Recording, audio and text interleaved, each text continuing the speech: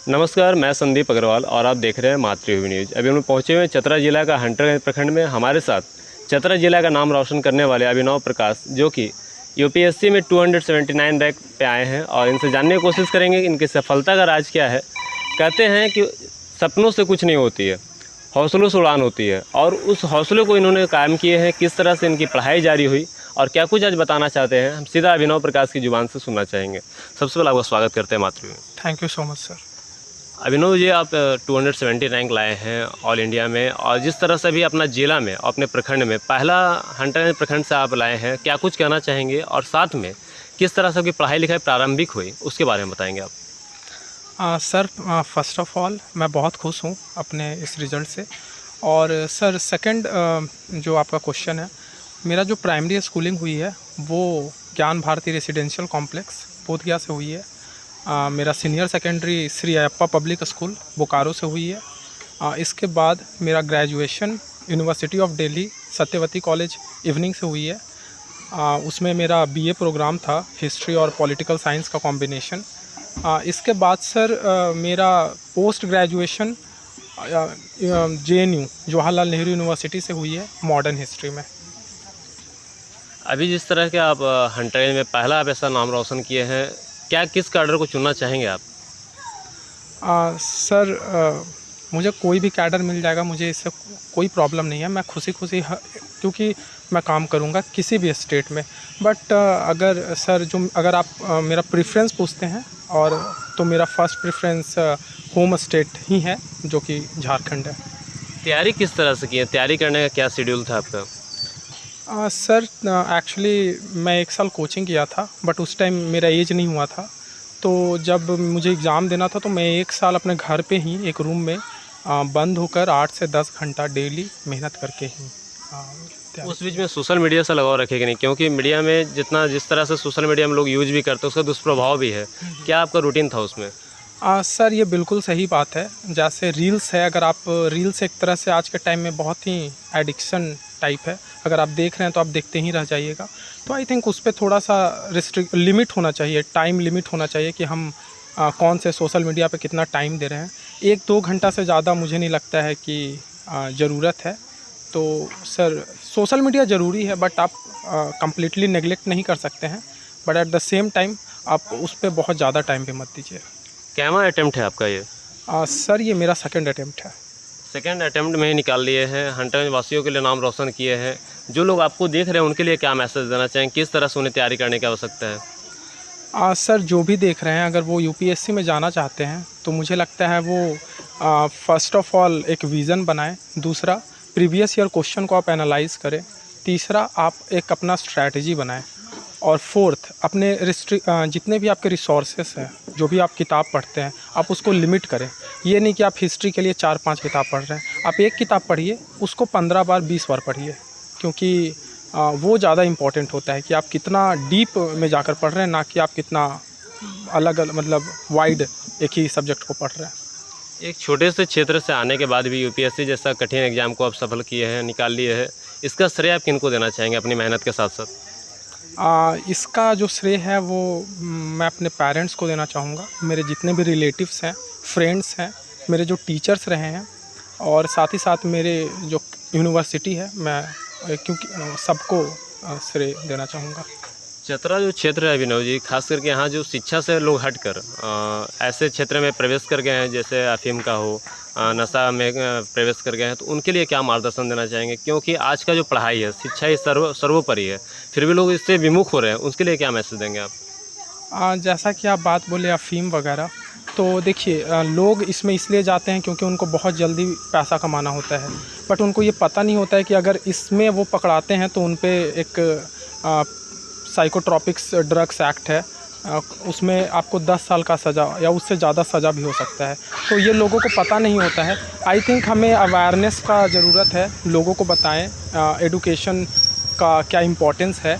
और मुझे लगता है कि हम सभी को, आप किसी भी एज के हों, हम लोग को नशा से, ड्रग्स से दूर रहना चाहिए, क्योंकि वो आपके हेल्थ को इम्पैक्ट करेगा, जो आई थिंक आपको एक टाइम पे उसका फिर आपको सफ़र करना पड़ेगा।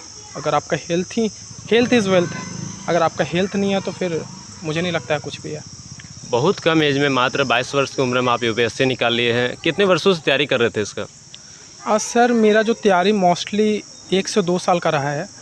जो लॉकडाउन का टाइम था, मुझे लगता है उस टाइम पे मेरा सबसे अच्छा तैयारी हुआ है, क्योंकि वो टाइम ऐसा था कि आप 1 साल घर पे थे, लॉकडाउन था, तो करने के लिए कुछ था नहीं। तो उस टाइम पे मुझे लगता है, उस टाइम पे बहुत लोग सोशल मीडिया पे बहुत एक्टिव थे, बट उस टाइम पे मैं अपना टाइम को इसमें बहुत अच्छे से यूटिलाइज़ किया। कुछ रूटीन भी बनाए थे सुबह से शाम तक का रूटीन में, किस तरह से पढ़ना है और किस तरह में कहाँ किस समय में हमें खेलना है, किस समय में गप करना है, इसका कोई शेड्यूल था आपका? सर इतना स्पेसिफिक तो नहीं था, बट हाँ डिसिप्लिन बहुत ज़रूरी होता है। तो मेरा एक शेड्यूल था कि 5 बजे उठ जाना, उसके बाद थोड़ा मेडिटेशन 15 से 30 मिनट मेडिटेशन करना। उसके बाद सर 2-3 घंटा पहले कुछ पढ़ना, फिर 10 बजे के आसपास खाना खाना, फिर पढ़ना, फिर 2 बजे 1 घंटा का ब्रेक लेना, फिर पढ़ना, फिर सर 5 बजे ब्रेक लेना, थोड़ा घूम लेते हैं, बाहर जाके कुछ खा लिए, दोस्तों से मिल लिए 1-2 घंटा, फिर बैठे तो 11 बजे, और सर फिर खाना खाकर 1 घंटा मूवी वगैरह देखे और 12 बजे सो गए, फिर वही सुबह 5 बजे। अभी जैसे ही आपका रिजल्ट आया है, बधाई देने वाला तांता लगा हुआ है, उनके लिए क्या कहना चाहेंगे आप? सर मुझे बहुत खुशी है, और सही बात है कि सबको खुशी है, सिर्फ मुझे ही नहीं। जो भी मेरे कम्युनिटी से आते हैं, जो हंटरगंज के लोग हैं, जो चतरा के लोग हैं, जो झारखंड के लोग हैं, जो मेरे यूनिवर्सिटी के मेरे फ्रेंड्स हैं, सबको बहुत ज़्यादा खुशी है। तो जाहिर सी बात है सर, जो भी मेरे से कनेक्टेड हैं वो मुझे विश कर रहे हैं। तो I am really thankful to everyone जो भी मुझे विश कर रहे हैं उनको। एक अंतिम सवाल होगा, ऑफिसर बनने के बाद क्या होता है कि लोग में कहीं पे ये भी देखा जाता है कि लोग चिड़चिड़ापन हो जाते हैं, क्योंकि अधिक लोग उनको परेशान भी करते हैं, जो काम है नहीं भी है।